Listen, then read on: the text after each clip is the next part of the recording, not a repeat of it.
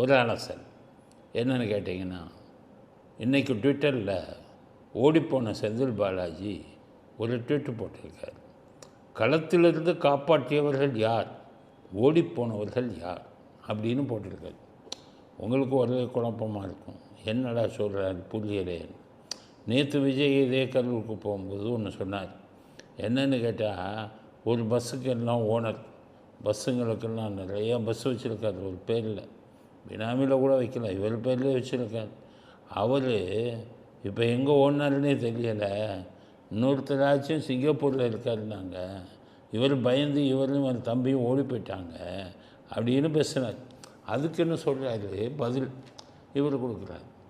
களத்திலிருந்து காப்பாற்றியவர் யார்? 41 பேரில் இவர் களத்திலிருந்து காப்பாற்றினாராம். நான் ஒன்றும் சொல்லலை, நீங்களே யோசிங்க. களத்திலிருந்து அன்றைக்கி காப்பாற்றினது யார், களத்திலிருந்து ஓடி போனது யார் பாருங்கள். அன்றைக்கி என்ன நடந்தது? 41 பேரையும் சாகடிச்சுட்டு களத்தில் நின்று இப்படி கையை கட்டிக்கிட்டு இப்படியே திருட்டு முடிச்சது யார்? அதை தான் ஃபேஸ்புக்கில் பெருசாக போட்டேன் நான். 25 லட்சம் போச்சு, என்னை பிடிச்சி உள்ள போட்டாங்க. அன்றைக்கி பதவி இருந்தது, பதவி இருந்ததுக்கிற தைரியம் திமிரு இவ்வளவு இருந்ததுனால செந்தில் பாலாஜி அன்றைக்கி ஜெயிலில் தூக்கி போட்டார். இப்போ ஆட்சி மாற்றம் வந்து போச்சு. அதான் கேட்குறாங்க, ஓடி ஒழிஞ்சிட்டாரு. ஒரு யோகியர் மாதிரி உத்தமர் மாதிரி இவர் களத்திலிருந்து காப்பாற்றினாரா? களத்திலிருந்து 41 பேரை காப்பாற்றினது உண்மையா?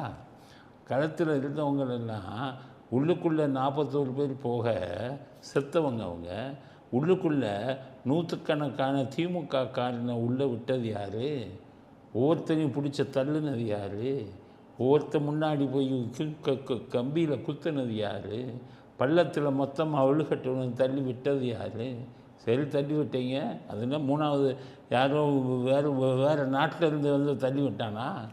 வேறு நாட்டிலேருந்து வந்தானா திமுககாரன் உள்ள? எல்லாம் திமுககாரன் எல்லாம் வந்து அவன் தான் பிடிச்சி தள்ளிட்டான். கொலை செய்யணுன்னு திட்டமிட்டே அடித்தீங்களையா அன்னைக்கு? சரி, கொலை செஞ்சுட்ட, செத்துட்டான்.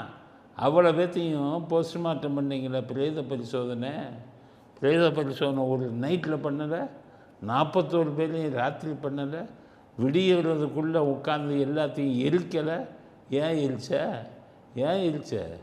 உன் மண்டவாளம் வெளியில் வந்துடக்கூடாதுன்னு தானே எரிச்ச. அது எவனும் சாகக்கூடாதுங்கிறதுக்காக தானே எரிச்சேன். எவனும் வந்து செத்தது எப்படி செத்தான் அப்படின்னு தெரியக்கூடாது, உடலில் காயங்கள் இருந்தது, இதெல்லாம் வெளியில் வந்துடும் அப்படிங்கிறதுக்காக எரிச்சைய. எரிப்பதா புதைப்பதான்னு அந்த வீட்டுக்காரங்க இறந்தவன் குடும்பம் தானே முடிவு பண்ணணும். நீயா முடிவு பண்ண? உன்னை யார் இங்கே கூப்பிட்டா? கரூருக்கு விஜய் வந்தார்ப்பா, பல பேர் வந்தான், 30,000 பேர் வந்தான். உனக்கு என்னையா வேலை? என்ன கரூரில் உனக்கு தெரியாமல் எதுவும் நடக்கக்கூடாதா? கரூரில் பார்க்க நிற்கிறதுக்கு பயந்துக்கிட்டு கோயம்புத்தூர் தெற்குக்கு போன ஆள் தானே நீ தைரியமாக கரூரில் நின்னையா நிற்க முடிஞ்சதா? அந்தளவுக்கு மக்கள் ஒன்று வெறுத்தாங்க. காரணம் என்ன? நீ கொலை பண்ண, நீ தான் கொலை பண்ண.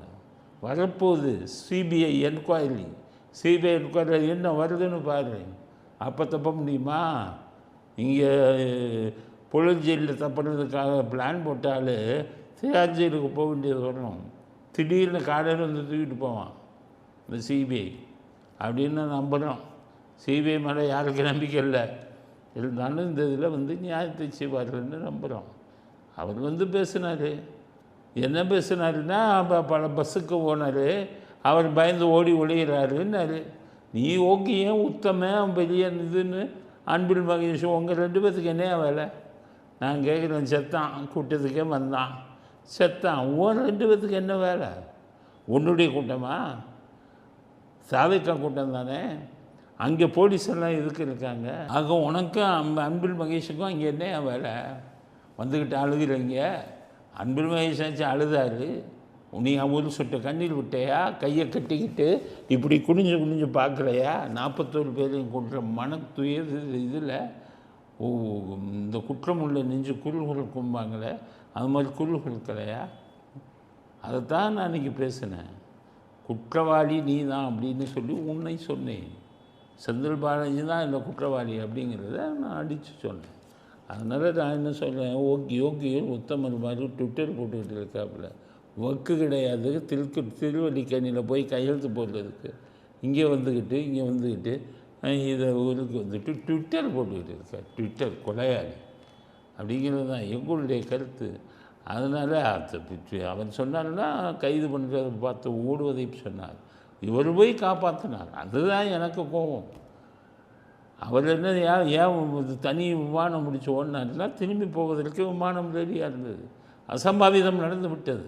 காவல்துறை இருக்காங்க, அவங்க பார்ப்பாங்க, அவங்க கடமையை செய்வாங்க அப்படிங்கிற நம்பிக்கையில் தான் அவர் அங்கிருந்து போனார்.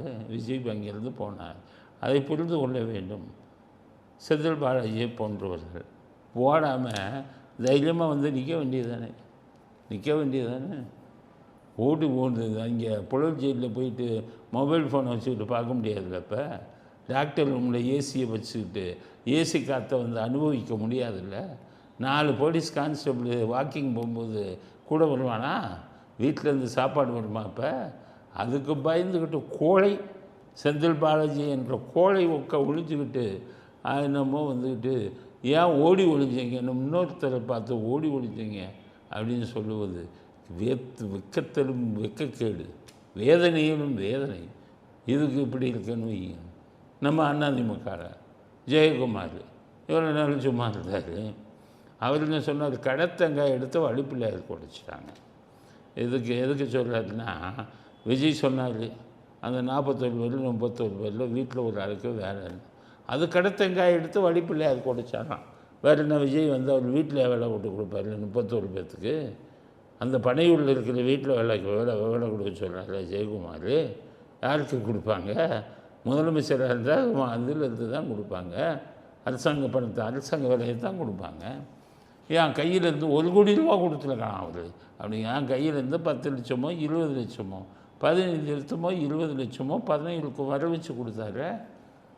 அதனால் இதெல்லாம் நான் விஜய்க்கு சப்போர்ட் பண்ணணும்னு சொல்லலை, நடந்த கதையை சொல்கிறேன். 10 லட்சம் 15 லட்சம் 20 லட்சம் 15 to 20 லட்சம் கையிலேருந்து கொடுத்தார். இப்போது முதலமைச்சராக இருப்பதால் வேலைக்கு போட்டு கொடுக்குறார். இதில் என்ன தப்பு இருக்குங்கிறது தான் ஜெயக்குமார் அவர்களுக்கு கேள்வியாக கொடுக்கிறது.